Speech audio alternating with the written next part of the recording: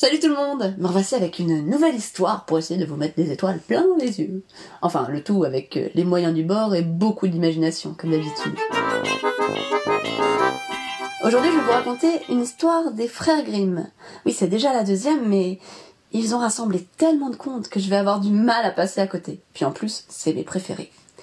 Cette histoire-là, elle existe sous des tas de noms différents. Moi, je l'appelle Rumpelstiltskin. Oui, accrochez-vous pour la prononciation. Je vous en dis pas plus et je vous laisse découvrir son histoire. Bon visionnage!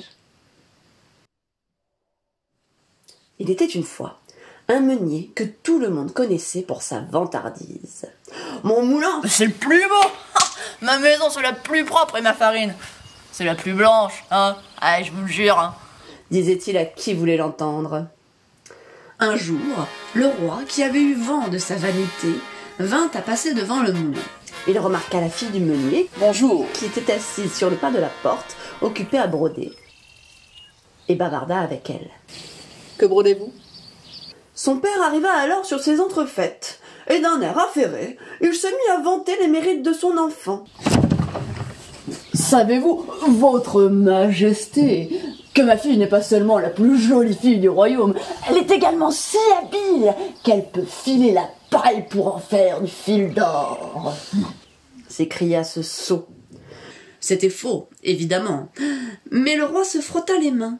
Voilà une excellente façon de remplir mes coffres, se dit-il. Si vous dites vrai, je vais la mettre à l'épreuve. Soit elle arrive à changer la paille en or, et elle obtiendra une récompense, soit elle échoue, et alors elle mourra.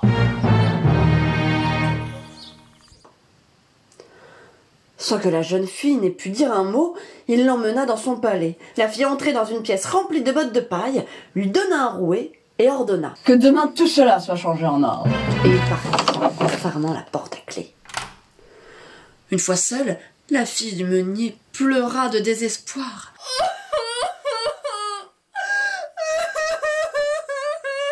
Soudain, elle entendit une petite voix moqueuse. « Ne pleure pas, ça mouillerait la paille. » Devant la jeune fille se tenait un étrange petit homme, tout rond, avec des jambes maigres et des grands pieds. Il était coiffé d'un chapeau pointu et cabossé. « Si tu me donnais ton collier, je ferais ce que le roi t'a demandé. » Sans hésiter, la fille du meunier lui tendit son collier. À peine était-il installé au rouet que l'arbre se mit à tourner à une vitesse folle. Plus elle tournait, plus les bottes de paille diminuaient, plus il y avait de fil d'or. Lorsque l'aube se leva, il ne restait plus un brin de paille, et l'étrange petit homme avait disparu. Le roi se réjouissait d'avance de devoir punir la fille du vantard, et fut bien surpris, en ouvrant la porte, de trouver tant d'or à ses pieds. Satisfait, il voulut profiter de la situation. Tu es si talentueuse. Je vais te faire apporter encore plus de paille. Car vois-tu, j'ai besoin de cet or.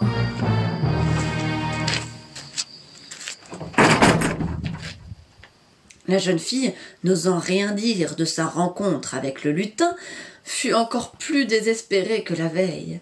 Mais dès la nuit tombée, le petit homme réapparut. « Que peux-tu me donner cette fois-ci pour que je t'aide ?» Je n'ai plus que cette vieille bague. Mais par pitié, aide-moi, sinon c'en est fait de moi. Tout se passa comme la veille. Et au matin, le roi, satisfait, put récupérer un gros coffret de fil d'or. Il regarda la jeune fille et pensa « Elle n'a beau être que la fille du meunier, je ne trouverai nulle part une fille aussi riche et jolie. » Je vais faire remplir la pièce de paille une dernière fois. Si tu arrives à tout filer en une nuit, tu auras le droit d'épouser mon fils, et tu seras bientôt reine. La fille paniqua et pleura à chaudes larmes. « Mais s'il ne revient cette nuit, j'aurai plus rien à lui donner. Mais comment je vais faire pour m'en sortir, moi, toute seule ? » La pauvre se tortura l'esprit toute la journée. Et lorsque la nuit arriva, le petit homme réapparut. « Je n'ai plus rien à t'offrir, lui dit-elle en guise de bonsoir. J'ai entendu que le roi voulait te marier à son fils. Si tel est le cas, je veux que tu me donnes ton premier-né en échange de mon aide.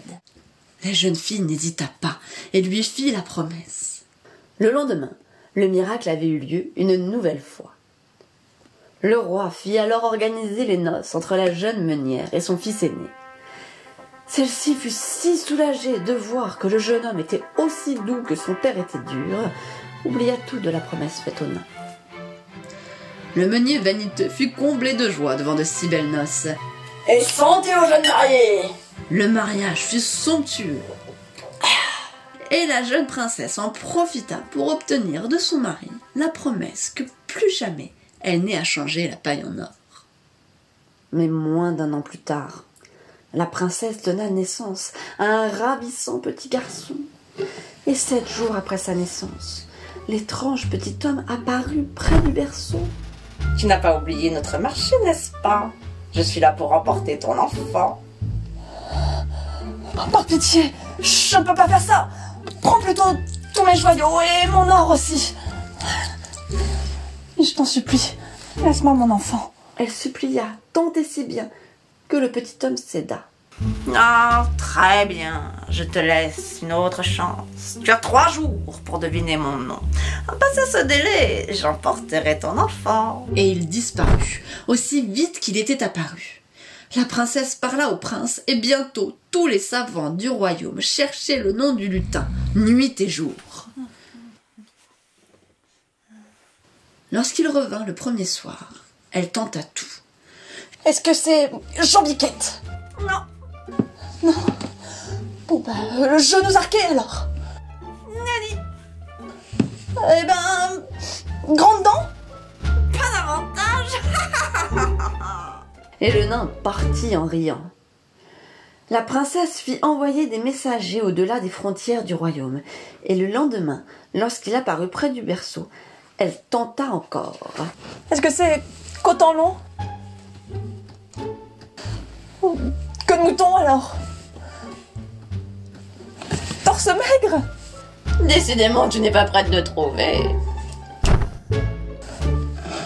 La princesse resta éveillée toute la nuit pour recevoir ses messagers. Mais personne ne connaissait le nom du petit homme. Elle commença à perdre espoir lorsque le dernier messager arriva. Il avait vu dans une lointaine forêt un étrange petit homme en train de danser autour d'un grand feu en chantant. Aujourd'hui, des gâteaux, demain de la bière, et après-demain, le fils de la princesse, jamais elle ne devinera mon nom, et Rumpelstiltskin aura l'enfant son. Vous pouvez imaginer la joie de la princesse en entendant cela. Quand le 3e jour, le lutin apparut de nulle part, elle feignit d'ignorer son nom. Est-ce que c'est... Est-ce que c'est Outre Pistache? Non. Tracassin alors? Toujours pas. Tralala. Et que dis-tu de Rumpelstiltskin? C'est le diable qui t'en l'a dit. Oh! Et il tapa du pied si fort qu'il disparut pour de bon dans un nuage de fumée. La princesse serra son enfant contre elle, heureuse que toutes ces mésaventures soient enfin terminées.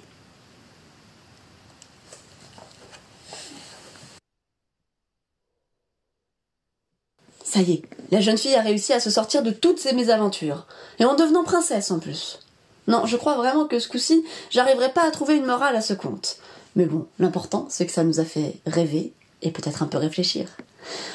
En tout cas, je m'excuse si jamais cet étrange petit homme vous a fait un peu peur. Vraiment désolée. C'est tout pour aujourd'hui. Mais on se retrouve très vite pour de nouvelles aventures, c'est promis. En attendant, n'hésitez pas à aller voir mes épisodes précédents, parce que comme ça vous fait patienter un petit peu. Je vous remercie en tout cas infiniment de votre soutien. Ça me fait très chaud au cœur et ça me donne envie de continuer cette émission pendant encore très longtemps. Allez, je vous dis à très vite.